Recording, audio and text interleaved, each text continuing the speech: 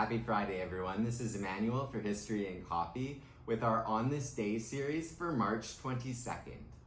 Today we are talking about March 22nd, 1903, when the Anthracite Coal Strike Commission, created by President Theodore Roosevelt in response to the 1902 Anthracite Coal Strike, submitted its report and labor recommendations.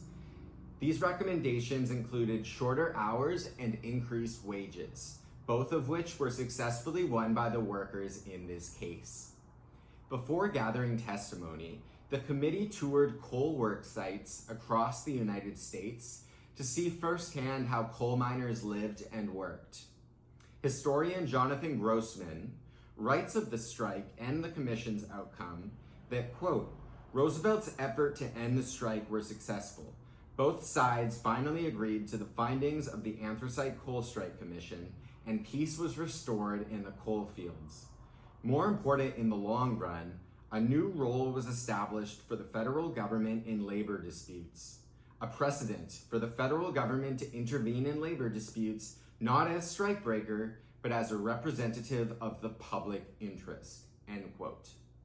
The federal government was no longer immediately and vehemently against seriously considering the needs and demands of labor demonstrators, as was previously the case.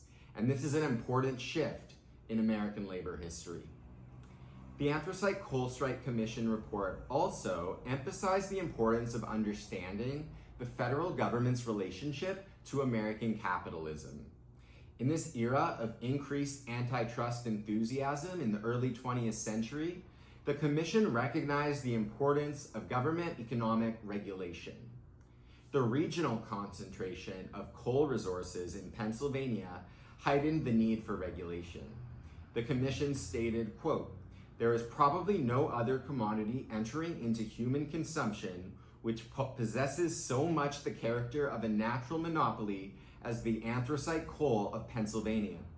The only other known deposits of anthracite coal of economic value in the United States are in Colorado and New Mexico, but these are all comparatively insignificant, yielding less than 100,000 tons annually. Practically, therefore, the entire source of supply of this fuel is confined to an area of 496 square miles in 9 counties in the state of Pennsylvania, end quote. It seems that anthracite coal workers adeptly leveraged the industry's unique economic position to advance their own demands for more fair and just employment. In addition to anthracite coal's unique economic position, the industry was also highly dangerous for workers. An important part of the coal striker efforts for improved labor conditions and wages related directly to the industry's risk factors.